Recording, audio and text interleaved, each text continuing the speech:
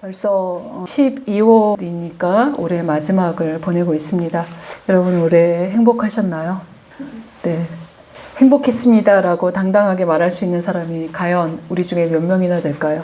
사람은 누구나 올해만은 행복하게 살아야지 형통한 삶을 추구합니다. 하지만 연말에 12월 달에 결산할 때쯤 되면 올해도 어려웠다라고 그렇게 다들 생각하는 것 같습니다. 그래서 오늘은 복된 삶을 살았던 신앙의 선배들의 좀 경험담을 좀 듣고 내년에는 좀 잘 살아보자라는 그런 취지로 이렇게 말씀을 좀 나눠보았으면 좋겠습니다. 그 경험담의 기록이 바로 시편입니다. 시편은 모세로부터 포로 후기까지 약 1000년간이나 걸쳐서 복된 삶을 살았던 그 하나님의 사람들의 경험담입니다. 무엇보다도 신앙의 선배들인 이 경험담이 이 시편 전체에 다 모두 150편으로 구성되어 있는데 이거를 하나의 자루에 넣어서 아주 그냥 약초를 짜듯이 엑기스를 짜면 뭐가 나올까요? 대표적으로 우리가 딱 말할 수 있는 것이 바로 오늘 우리가 읽었던 시편 1장의 이 본문입니다. 그렇게 오늘 살펴볼 이 시편 1장은 복 있는 사람들이 걸어갔던 천년의 경험 노하우입니다. 그래서 우리의 인생 지침으로 삼고 이 신앙의 비법을 잘 전수받으면 어떻게 된다고요? 내년에는 행복했다라고 고백할 수 있는 그런 한 해가 도래될 것입니다. 시편 1장은 왜냐하면 그 시작이 복 있는 사람은 이라고 시작하기 때문에 그렇습니다. 바로 신앙의 선배들이 전수하고 싶은 천년의 노하우가 뭐라고요? 복 있는 사람이 되는 비법 전수라는 것을 이야기합니다. 왜냐하면 창세기 1장 27절에서 28절을 보면 하나님이 자기 형상, 하나님의 형상대로 사람을 창조하신 다음에 제일 먼저 하신 행위가 바로 하나님이 그들에게 복을 주신 것부터 시작했기 때문에 하나님이 인간을 창조하신 창조 이유가 뭐라고요? 복 주시기 위해서 우리 인간을 창조하셨다는 것. 하지만 그 복을 차버리고 아담과 하와는 하나님께 반역했지요. 그럼에도 불구하고 하나님은 끊임없이 이 사람을 찾아오셔서 하나님의 복이 흘러가도록 역사 속에 개입해 오셨습니다. 셋을 통해서, 노아를 통해서, 아브라함을 통해서, 다윗을 통해서 끊임없이 하나님의 축복이 흘러가도록 개입하셨는데 그렇게 우리도 예수님을 믿는 하나님의 자녀라면 당근 뭐 해야 된다고요? 복을 받은 사람으로 살아가야 됩니다. 왜냐하면 우리의 창조주 아버지, 우리의 근본적인 아버지가 누구이십니까? 만왕의 왕, 만주의 주. 부족함이 없는 그분인데 그분의 자녀라는 우리가 거지같이 살아가면 아버지 체면이 말이 되겠습니까? 절대 말이 안 됩니다. 그렇게 우리는 반드시 복받은 그릇으로 살아가야 된다는 게 하나님의 의지고 또 우리는 그렇게 살아내야 됩니다. 시편 1장 1절에 보면 복 있는 이라고 번역된 이 아쉬레는 그 의미는 곧다, 똑바로 가다 라는 의미와 더불어서 번영하다, 성공하다 라는 파생적인 의미까지 이렇게 복합적으로 가지고 있는 단어입니다. 그래서 그걸 번역해 보면 복 있는 사람은 뭐라고요? 하나님께서 제시하신 삶의 길을 똑바로 걸어가는 그 자체가 바로 복이다. 이런 삶으로 인하여 하나님이 주시는 번영과 성공이 당연히 따라오는 것이 복이다. 이 사람이 복 있는 사람이다 라고 성경은 해석하고 있습니다. 그리고 복 있는 사람은 이라고 이렇게 우리 개역개정은 이렇게 번역되어 있지만 히브리어 원문을 보면 복되도다 그 사람은 하면서 감탄사로 감탄하고 있다는 것을 볼 수 있습니다. 그 복이 너무나 귀하고 복되기 때문에 감탄하고 있는 것입니다. 그래서 이런 복 있는 사람들은 늘 하나님의 말씀에 진중하게 생각하고 그 길을 걸어가는 사람인데 시편 19장 11절에 보면 같이 한번 읽어볼까요? 또 주의 종이 이것으로 경고를 받고 이것을 지킴으로 상이 크니이다. 이 복 있는 사람은 하나님의 경고를 무겁게 여기면서 그 말씀을 지킴으로써 하나님이 주시는 보상을 받는 인생 가운데 살아간다는 것. 그렇기 때문에 복되도다 그 사람은 이라고 이렇게 감탄하는 것입니다. 그러면서 다시 신앙 선배님들의 이 복된 삶의 신앙의 여정들을 보면 굉장히 심플하게 살아간다는 걸 알 수 있습니다.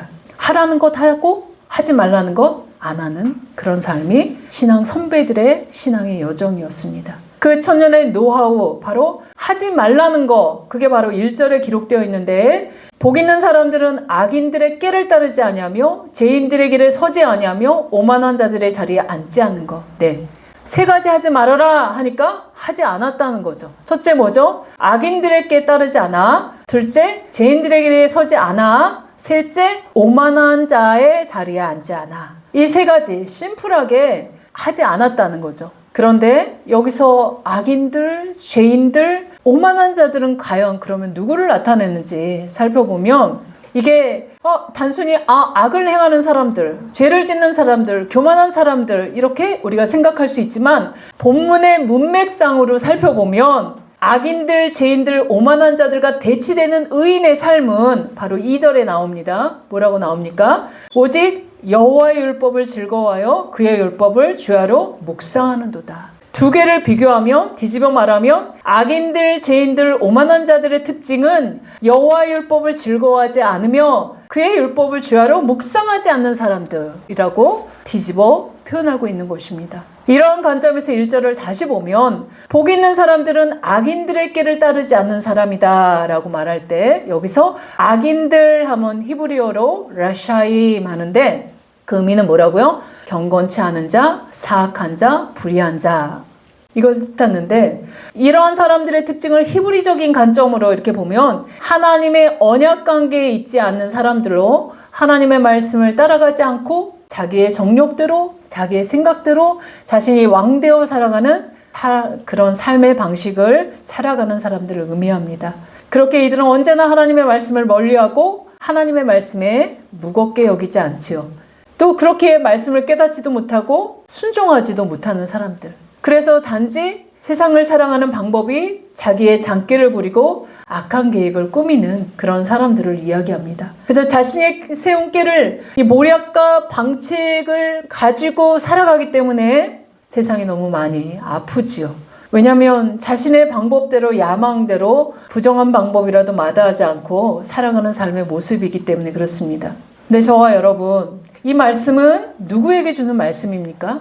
세상 사람들에게는 하나님 관심 없습니다. 이 시편 말씀은 바로 하나님의 자녀들을 향해서 하시는 말씀이기 때문에 저와 여러분도 곰곰이 생각해 보아야 됩니다. 매일 내가 하나님의 말씀을 가까이 하지 않는다면, 주의 말씀을 묵상하지 않는다면 우리도 당연히 하나님의 말씀을 멀리하고 불순종한 일 가운데서 일주일 내내 보낼 수밖에 없습니다. 선택하는 것마다 내 욕심대로, 내 야망대로 선택할 수밖에 없는 것들이 바로 우리들의 취약점이라고 성경은 말하고 있습니다. 그러면 우리는 복 있는 사람이 아니라 악인의 길을 따르는 사람들이다 라고 말씀하고 있는 것이죠. 그렇기 때문에 복되도다 그 사람은 악인들의 길을 따르지 아니하고 하나님의 말씀을 주야로 묵상하는 자다라고 성경은 바른 길을 제시하고 있습니다. 두 번째로 복 있는 사람은 하지 않는 거 뭐죠? 1절에 조언하는 것을 보면 죄인들의 길에 서지 않는다. 여기서 죄인들 하면 핫타임에서 대부분 이게 화살을 쐈을 때 화살의 그 간역을 빗나가는 화살처럼 죄인들 하면 하나님이 설정하신 삶의 목적이나 그 방향에서 벗어나서 빗나간 사람들을 말합니다. 바로 하나님의 말씀에서 벗어나 길을 잃었기 때문에 자기 자신이 세운 인생의 목표가 최고인 줄 알고 달려가며 그게 사망의 길인지도 모르고 묻지마 라고 무조건 달려가는 그런 사람들을 이야기하죠. 저와 여러분 어떻습니까? 아침에 눈 뜨고 제일 먼저 하는 일이 하나님 말씀 사모하여 말씀 읽고 묵상하는 삶입니까? 아니면 스마트폰을 먼저 들여다보면서 세상 들어가는 정보에 먼저 눈이 가십니까? 우리도 제일 먼저 하나님 말씀 보고 묵상하지 않으면 죄에 쉽게 노출되는 우리의 약함 때문에 하나님의 그 설정하신 하루의 삶의 목표에서 한참 빗나가서 살다가 저녁에 잠자리에 들 수밖에 없습니다. 그러면 우리가 복되도다 그 사람은 하면 뭐라고요? 하나님의 길에 서서 하나님의 말씀을 눈 뜨자마자 읽고 시작하며 그 길을 걸어가려고 애써야 되는 것이 복된 사람입니다. 세 번째로 복 있는 사람이 하지 않는 것, 1절에 의하면 오만한 자들의 자리에 앉지 않는 것이죠. 여기서 오만한 자들 하면 히브리어로 레짐인데 레짐의 원형인 루츠는 본래 입을 삐쭉삐쭉 하면서 그런 모양을 나타내는 단어로 바로 조롱하다라는 의미로 확대 해석하여 사용하는 단어입니다. 그러면 여기서 오만한 자들, 거만한 자들, 조롱하는 자들, 무엇을 조롱하고 무엇을 거만하게 행동할까요? 바로 하나님의 말씀을 조롱하지요. 진리의 말씀을 조롱하고 그의 공의와 사랑도 허접하게 생각하는 사람들입니다. 그리고 하나님의 뜻에 순종하며 나아가려는 사람들을 비웃으며 그래 될까 봐라 라고 조롱하며 거만하게 굴며 거드름을 피우는 사람들이 바로 오만한 자들의 전형입니다. 그런데 우리 예상과는 달리 악인, 죄인, 오만한 자들, 세상 사람들이 아니라고 이야기했죠. 시편은 하나님의 백성 성도들에게 주신 말씀입니다. 그렇기에 너희들 복된 삶 살고 싶지? 그러면 하라는 거 하고 하지 말라는 거 하지 마 라는 것들이 이 천년의 경험 노하우라는 것을 말씀하고 있는 것입니다. 그러면 하나님이 하라는 것은 무엇일까요? 2절에 보니까 같이 한번 읽어봅시다. 오직 여호와의 율법을 즐거워하여 그의 율법을 주야로 묵상하는도다. 네, 하나님 말씀으로 시작하는 사람은 어떠한 환경에 처해도 늘 그 얼굴에 평강이 가득하죠. 왜냐하면 믿는 백이 있기 때문에 그렇습니다. 여기서 여호와의 율법은 토라로 좁은 의미로 생각할 수 있지만 그러면 모세오경. 모세오경이 뭐죠? 창세기, 출애굽기, 레위기, 민수기 이걸 토라의 말씀이라고 하는데 포괄적으로 더 큰 의미는 성경 66권을 이야기합니다. 바로 기록된 하나님의 말씀은 자기 백성을 향한 하나님의 뜻이 담겨 있기 때문에 이 말씀에 대한 우리의 태도가 곧 하나님에 대한 우리의 태도라는 것을 알 수 있습니다. 그래서 복되도다 그 사람은 말씀을 대하는 태도가 다르다라고 말씀하시는 거죠. 그래서 주의 말씀이 늘 즐거운 것이죠. 오늘은 어떤 말씀 주실까? 그래서 기쁘고 그의 뜻을 늘 성취하고자 하는 마음의 소원을 가지고 우리가 행동하는 것을 알 수 있습니다. 그런데 이 말씀하신 하나님과 그 교제에서 나오는 기쁨만이 누려본 사람들만 그 즐거움을 알고 또 맛볼 수 있죠. 여기서 묵상하는 이라는 단어의 용례를 보면 이사야 31장 4절입니다. 같이 한번 읽어볼까요? 큰 사자나 젊은 사자가 그 식물을 움키고 으르렁거릴 때 사자가 먹이를 움켜쥐고 으르렁거릴 때 하는 단어가 묵상하다라는 같은 뜻입니다. 그래서 주의 말씀을 우리가 묵상할 때는 그냥 조용히 속으로 되씹는 것이 아니라 뭐라고요? 소리를 중얼거리면서 내 귀에 들려지도록 그렇게 묵상하는 거죠. 그래서 유대인들이 늘 통곡의 벽에 가서 막 묵상하면서 막 시끄럽게 떠드는 게 바로 이게 묵상하다라는 의미입니다. 그래서 내 귀에 들려지도록 내 마음에 새겨지도록 하는 것이 묵상하다입니다. 다시 2절 보면 주야로 그렇게 묵상한다라고 이야기하죠. 주야란 쉽게 표현하면 낮과 밤이죠. 하루 종일이라는 의미이지만 이걸 매일매일 성공한다면 일생 동안 이렇게 살아간다는 것을 내포한 말씀이죠. 바로 복 있는 사람은 아침에도 말씀을 가지고 중얼중얼, 낮에도 중얼중얼, 밤에도 중얼중얼, 잠자리에 들기 전에도 그 말씀을 그렇게 일생 동안 말씀을 중얼거리고 안복하고 반복하여 마음에 새기고 새겨진 말씀으로 그 말씀이 작동된 삶, 말씀을 적용하고 실천하는 삶, 그렇게 살다 보면 말씀과 내가 혼연일체되어서 살아가는 것. 이렇게 의도적으로 말씀을 묵상하다 보면 말씀하시는 하나님을 경험하게 된다는 것이죠. 그래서 그 경험에서 나오는 기쁨과 말씀하실 때 위로를 받고 힘을 얻고 나아간다는 것을 알 수 있습니다.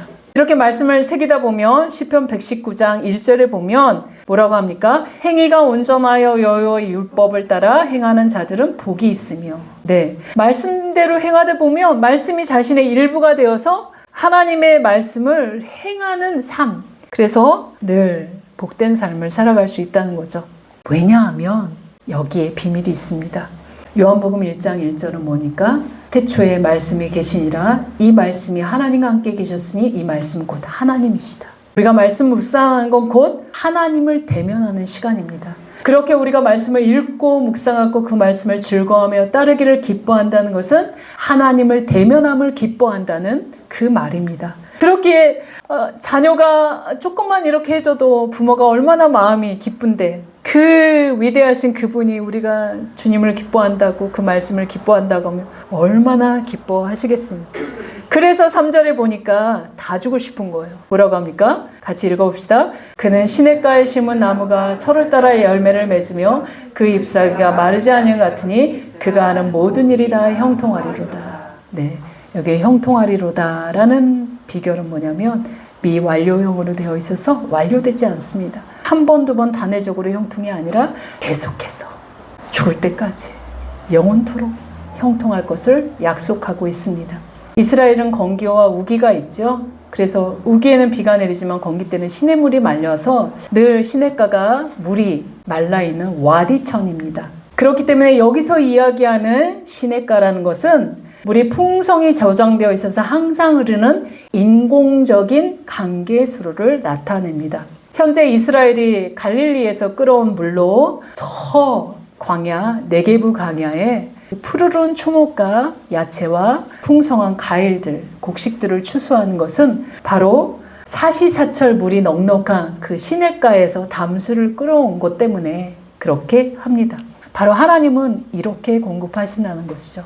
끌어다가 광야에 이런 초목들을 만드신다는 것을 알 수 있습니다. 그래서 계절마다 풍성한 열매를 맺게 하시는데 바로 이런 자들은 여호와의 말씀을 즐거워하고 그의 뜻이 성취되기를 소망하면서 늘 말씀을 묵상하는 사람, 그런 자들에게 풍성한 복이 늘 따라다니는 인생이다라고 성경은 말하고 있습니다. 이 약속의 말씀을 여호수아에게도 동일하게 약속하셨지요. 여호수아 1장 8절 같이 한번 읽어봅시다. 이 율법책을 내 입에서 떠나지 말게 하며 주야로 그것을 묵상하여 그 안에 기록된 대로 다 지켜 행하라. 그래야만 내 길이 평탄하게 될 것이며 내가 형통하리라.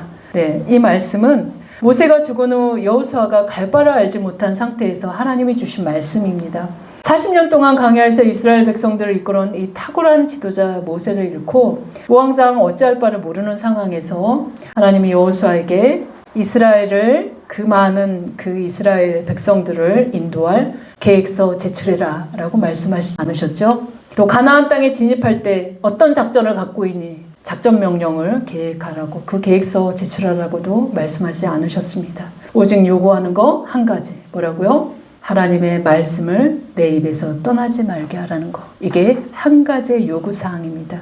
저와 여러분에게도 요구하시는 사항은 딱 한 가지입니다. 하나님의 말씀을 입으로 선포하고 기록된 대로 지켜 행하면 내 길이 평탄해지고 내가 형통하게 될 것이다. 이게 아버지의 소원이다 라고 말씀하십니다. 이렇게 가장 두렵고 공고하고 갈 바를 알지 못할 때 하나님의 사람들이 할 것은 두려워하거나 걱정하는 것이 아니라 오히려 하나님의 말씀을 입으로 선포하고 바로 그것을 묵상하고 담대하게 주의 말씀을 의지하여 나아가는 것입니다. 바로 어떠한 형편에 있든지 형통의 길을 걸어갔던 신앙 선배들의 천년의 경험 노하우가 바로 이 노하우라는 것이죠. 왜요?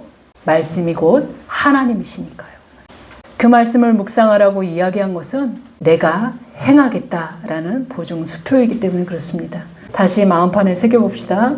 시편을 기록한 신앙 선배들이 알려주는 천년의 노하우 뭐라고요?